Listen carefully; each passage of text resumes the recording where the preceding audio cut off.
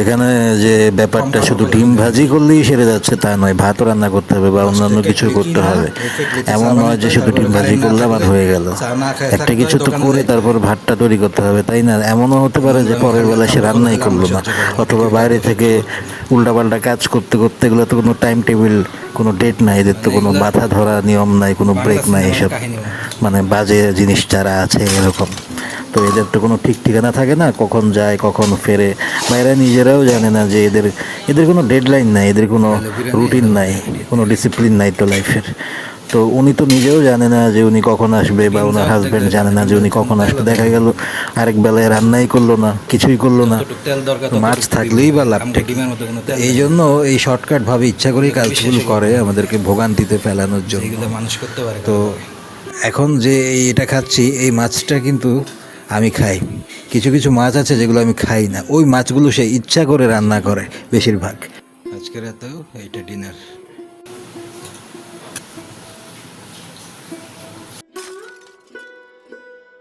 আমাদের বাড়ির নিত্যদিনের নোংরামি আজকের এখান থেকেই শুরু হচ্ছে। এই ব্লগটা এখান থেকেই চালু হচ্ছে। এটা হচ্ছে কোনো একটা রাতের ডিনার। এখানে আছে শুধুমাত্র একটু কাঁঠাল বিচির ভর্তা, এটাও বাসি, কবে যেন উনি রেখেছিল, কবে যেন ওনারা খেয়েছিল। এখন যেহেতু আমার আর কোনো আইটেম নেই খাওয়ার মতো, আমার আব্বুর কিছু আছে, এই জন্য আমার সামনে এটা দেওয়া হয়েছে। এখন বাধ্য হয়ে ডিম ভাজি খেতে গেলেও একটা কিছু লাগে, ওই জন্য এটা সঙ্গে নেওয়া। এটা হচ্ছে আরেক বেলার খাবার। এখানে যে আমার যে মাছটা দেখা যাচ্ছে, রুই জাতীয় কোনো একটা মাছ হবে সম্ভবত। চাইলে কিন্তু এরকম মাছ একবারেই 3 বেলা 4 বেলার জন্য রান্না করা যায়, যদি কেউ চায়, ইচ্ছা করে। এখানে মূলত কাজটা হচ্ছে, উনি তো বাজারে বাজারে ঘুরবে, নোংরামি করবে, কিন্তু উনি চাইলে কিন্তু একবারও 3-4 বেলার মাছ রান্না করে ফেলতে পারে আমাদের দুজনের জন্য। যেহেতু তারা এক ধরনের আলাদাই খায় আনঅফিসিয়ালভাবে, অফিসিয়ালভাবে নয়, যেহেতু ভণ্ড। অফিসিয়ালভাবে খেলে তো আবার নিজের লস। তো আনঅফিসিয়ালভাবে যেহেতু আলাদাই খাচ্ছে, তাহলে একবারে কিন্তু রান্না করে রাখলে পারে, কিন্তু সেটা সে কখনোই করবে না। এর কারণটা হচ্ছে এই পলিটিক্সটা এখানে, গেমটা এখানে, যে 2 টুকরা মাছই শুধু রান্না করবে। এই জন্য তরকারি দিয়ে তো কখনো কিছু রান্না করতেই হয় না, কারণ 2 টুকরা মাছ রান্না করবে, ভুনা করে ফেলবে হালকা করে হলুদ টলুদ কিছু একটা দিয়ে। তো ভুনা যে করে ফেললো, এটা একবেলা আমাদের দুজনে শেষ হয়ে যাবে, পরের বেলায় ডিম ভাজি করতে হবে। এটাই হচ্ছে চালাকি। সবসময় যেটা বলি যে বউ যে যখন তখন ছুটির দিন চলে যায় বাইরে, তো ওই দিনও ওর হাজব্যান্ডকে রেখে চলে গেছে বাইরে। আমার বাবা আবার ন্যাকামি করে ছেলেকে বলছে এই তরকারি খাওয়ার কথা। তো আমি তো আমার বাবাকে সবসময় এগুলোর জন্য করি, বললাম যে যে উনি তো খেয়েছে বিরিয়ানি, উনি খাবেও বিরিয়ানি, ওনার জন্য আলাদা করে রান্না করে গিয়েছে। আপনার এই ডাল দিয়ে পুঁই শাক খাওয়ার জন্য তো ওনার জামাইকে দিয়ে যায় নাই, তাই না? তো ওনার বউ যেহেতু নগর ভ্রমণে গেছে, হাজব্যান্ডের জন্য অবশ্যই আলাদা কিছু রেখে গেছে, ওইটা ওনার ঘরের মধ্যে রাখা আছে, স্পষ্ট ইনস্ট্রাকশন দেওয়া আছে। এগুলো উনি ওনার হাজব্যান্ড বের করে যখন যেটা খাওয়া দরকার গরম করে উনি ওনার নিজের মতো খেয়ে ফেলবে।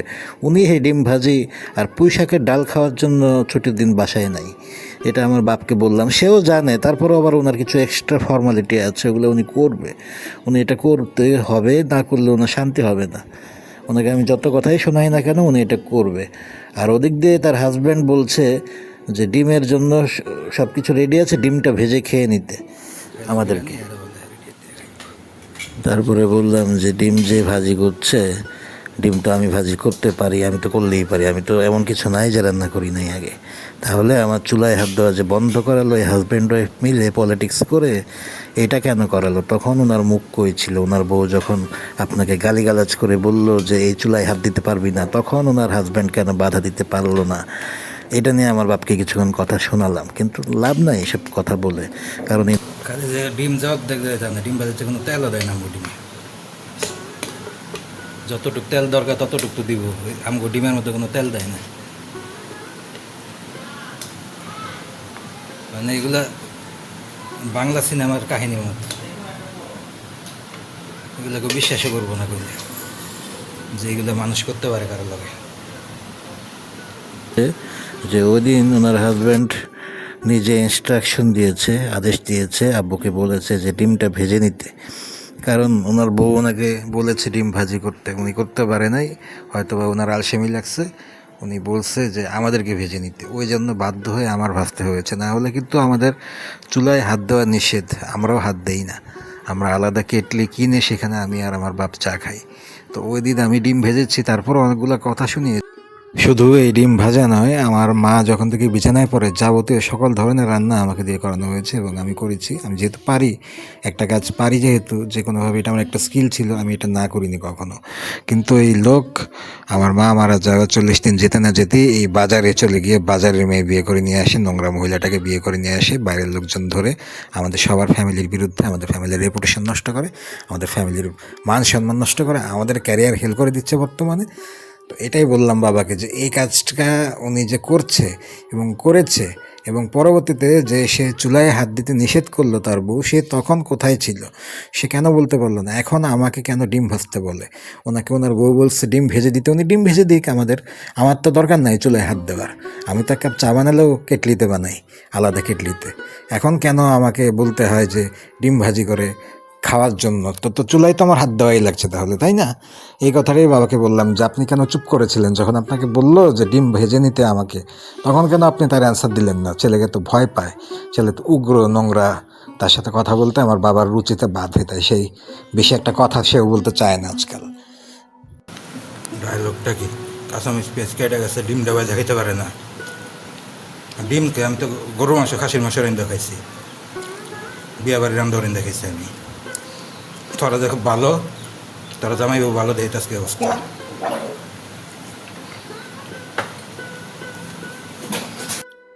আমি ডিম ভাজার পরে আব্বু বারবার জিজ্ঞেস করছে শুধু আজকে, ডিম এত বড় কেন, ডিম এত বড় কেন? মানে তার বিশ্বাস করতে কষ্ট হচ্ছে মনে হয় যে এটাও একটা ডিম, আর ও যেটাকে একটা ডিম বলে দেয় সেটাও একটা ডিম। পরে আমি বললাম যে না, এটা রাজহাঁসের ডিম। আমি আজকে যেটা ভেজেছি এটা হচ্ছে রাজহাঁসের ডিম। 3 ডিমের সমান, 4 ডিমের সমান একটা ডিম। এটাই বললাম। বুঝে গেছে কেন বলেছি বা কী উদ্দেশ্যে বলেছি। ওর হাজব্যান্ডও চোরের মতো আশেপাশে দিয়ে ঘোরাঘুরি করছে, সেও জানে। সে তো চেনেই যে আমি কোন ধরনের, যে পাতাল মার্কেটের গুলিস্তানের মেয়ে বিয়ে করেছি, এটা তো সেও জানে। সেও চুপচাপ কেনার দিয়ে ঘুরছে। আমি শুধু বাবাকে বলছিলাম যে এটা তো আজকে রাজহাঁসের ডিম। ফ্রিজ খুলে দেখলাম রাজহাঁসের ডিম, ওটা ভেজে ফেলেছি। তো একটা ডিম আমি ভাজলে কত বড় হয় আর কত কিছু থাকে। আর ওই মহিলা করে কি, প্রত্যেকটা ওয়াক্তে যতগুলা, বেশিরভাগ তো ডিম ভাজি দিয়েই চালায়, প্রত্যেকটা ডিমের থেকে 50% করে মেরে দেয়, গোলাগুলাকে চামচ দিয়ে তুলে ফেলে। আগে দিত ডিম পোচ শর্টকাট, সহজ, ওইটা বাদ দিয়ে ডিম ভাজিতে কনভার্ট করেছে। ডিম ভাজি করতে গেলে ধান্দাটা করা যায় চামচ দিয়ে গোলা সরিয়ে ডিপে জমিয়ে রাখে ফ্রিজে। যতবার একটা করে ডিম ভাজবে চামচ দিয়ে গোলা সরিয়ে বক্সে ভরে ডিপ ফ্রিজে রাখবে, তারপর সেই বক্স নিয়ে চলে যাবে বাবার বাড়ি।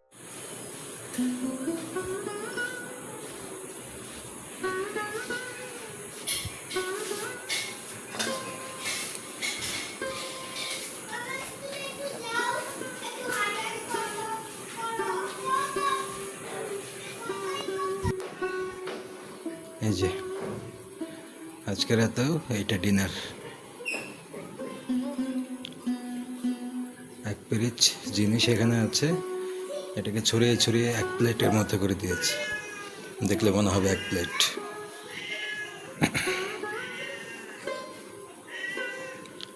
ওই যে নগর মাতা নগর ভ্রমণ করে এসেছে গভীর রাত্রেবেলা, এসে এটাই হচ্ছে আজকে রাতে ডিনার। এরকম মাসে কতদিন হয় তার কোনো হিসাব নেই। এটা ডিনারের মধ্যে আর কিভাবে পড়ে। তারপরে এখন রাত বাজছে 1টা, এই জিনিস দেওয়ার জন্য রাত 1টা বাজিয়েছে। আমি যা বলি আর যা যা হরকত হয় তার মধ্যে আমার বলার পরিমাণ 5%ও হয় না। আমি যতটুকু বলি এই ঘটনা বা এই যা যা সহ্য করি, যা যা হয়, যেগুলোর ভিতরে আছে, তার তুলনায় 100 ভাগের 5 ভাগও হয় না। মানে আরও 95% বলা উচিত ছিল এগুলো সম্পর্কে। বিকালে মুড়ি খেয়ে ভাবছিলাম, নাহলে তো আজকে খবর আছিল। ভাগ্য ভালো বিকালে নাস্তা খাইছিলাম মুড়ি, নাহলে যে পয়সা চেক নির্যাতন সহ্য করি। সন্ধ্যার সময় বাইরে থেকে নাস্তা এনেছিলাম, চপ, পেঁয়াজু, ছোলা, বুট মুড়ি এগুলো এনেছিলাম, ওটা দিয়ে নাস্তা করেছি আমি, আব্বু, আবার ওই মহিলার হাজব্যান্ডকেও দিয়েছিলাম, আমার ভাতিজিকেও দিয়েছিলাম, সবাইকে দিয়েছি। কিন্তু মহিলা তো বাসায় ছিল না, যাই হোক। তো ওটা দিয়ে নাস্তা করার কারণে আজকে আর কি বেঁচে গেলাম রাত্রেবেলা, না হলে এক ধরনের না খাওয়ার মতো অবস্থাই হতো। এটাই বললাম আব্বুকে। একদিনের দুপুরের খাবার দেখানো হলো প্রথমে, যে কীভাবে একটু ডিম ভাজি দিয়ে ভাত খাচ্ছি, একটু বাসি কাঁঠাল বিচি ভর্তা দিয়ে। তারপরে রাতের খাবারে দেখালাম নুডলস খেয়েছি রাত 1:20 বা 25 আমি বলেছিলাম ভিডিওতে যে সরাসরি যেটা বলেছি যে 1টা বাজে, ওইটা একটা এমনিতে মুখে কথার কথা বলেছি, কারণ একের ঘরে কাটা ছিল, তাই মূলত তখন বাজে 1:25-30 এরকম, 1:20+। তো এই যে এটা হচ্ছে তার পরের দিন দুপুরে লাঞ্চের খাবার। তাহলে কি দাঁড়াচ্ছে, কয় বেলা কি কি খাবার? এই যে তার পরের দিন দুপুরবেলা লাঞ্চের খাবার হচ্ছে ডিম ভাজি আর ভর্তা।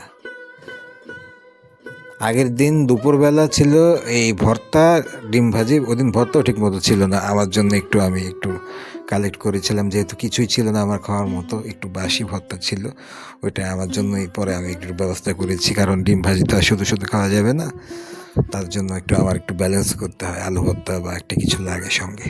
তো এখানে যে দেখা যাচ্ছে যে রাত্রেবেলা খেলাম নুডলস, সকালবেলাও বাইরে থেকে পাউরুটি মারুটি এরকম কিছু একটা আনিয়েছে। এখন তো প্রমাণ হচ্ছে যে এই মহিলা এই বাসায় শুধুমাত্র নোংরামি করার জন্য, কাপড় তোলার জন্যই থাকে।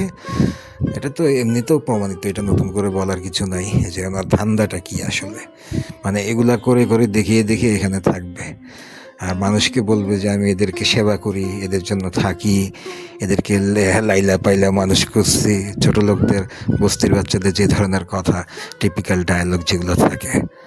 তো এই যে এখানে দেখা যাচ্ছে পরের দিন দুপুরে, মানে টানা 3 বেলা, এগুলা 3 বেলা না 4 বেলায় বলতে গেলে, এখানে দুপুরবেলা এই যে ভর্তা ডিম ভাজি, এটাই হচ্ছে চিরচিরায়ত খাবার। এখন যদি ওই যে বললাম যে মাঝে মাঝে যখন প্যাচ কেটে যায়, তার কেটে যায়, মানে আমার বাবারও তো একটা ধৈর্যের ধারণ ক্ষমতা আছে, মাঝে মাঝে তার সহ্য হয় না।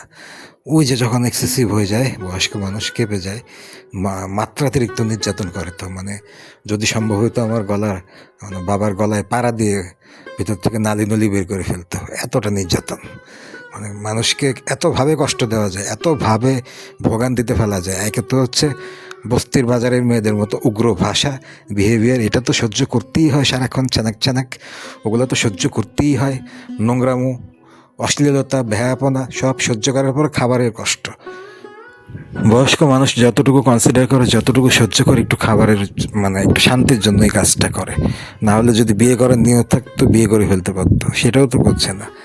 এইভাবে নির্যাতন করছে একটা ডায়াবেটিসের মানুষকে, রাত 2টা বাজে খাবার দেয়, দুপুর 5টা বাজে খাবার দেয়, সব কিছু সহ্য করছে কেন? শুধু একটু মানে একটু শান্তি মতো যাতে খেতে পারে। সেই খাবার দিয়ে ফ্যামিলির টাকা পয়সা দিয়ে তো মহিলা ইচ্ছা মতো লুটপাট করছে, যাচ্ছে তাই যা খুশি, মানে নোংরামো, চূড়ান্ত লেভেলের নোংরামো। আর যে ধরনের উগ্র ভাষা, যে ব্যবহার, যেরকম উচ্ছৃঙ্খল, বেপরোয়া, নির্লজ্জ, বেহায়া, দুশ্চরিত্রা মেয়ে মানুষের সঙ্গে তো আমার বাবার, মানে টাকা পয়সা নিয়ে গেলে তুই সব কিছু নিয়ে খেয়ে ফেল, তারপরেও তোর সাথে আমাকে কথা বলতে বলিস না, মানে ব্যাপারটা এরকম। মানে ওর সাথে কথা বলতেই গা ঘিন ঘিন করে। তো আমি তো টোটালিই বলি না। তো এই যে মাঝে মাঝে যখন মাত্রা অতিরিক্ত ছাড়িয়ে যায়, তখন মাঝে মাঝে আব্বু একটু খ্যাপে। ওই সময়টাতে শুধুমাত্র একটা ঠান্ডা করার উপায় হচ্ছে একটা ব্রয়লার মুরগি এনে 2 বেলা মুরগি দিয়ে ভাত দিবে, আব্বুকে সাময়িকভাবে ঠান্ডা করবে। বললাম না যে ছোট লোকের জাত, ছোট লোকের বাচ্চারা খুব ভালো বোঝে কখন কোন স্ট্র্যাটেজি নিতে হয়, কিভাবে কি ট্যাকেল দিতে হয়। ওই সময় যখন তার কেটে যায়, প্যাচ কেটে যায়, নিজের পজিশনটা রাখার জন্য, নিজের নোংরামিটা বহাল রাখার জন্য, তখন ও একটা প্ল্যান করে, একটা গেম সাজায়। সেটা হচ্ছে একদিন একটা ভালো কিছু খাইয়ে শ্বশুরকে ওই দিন একটু ঠান্ডা করবে।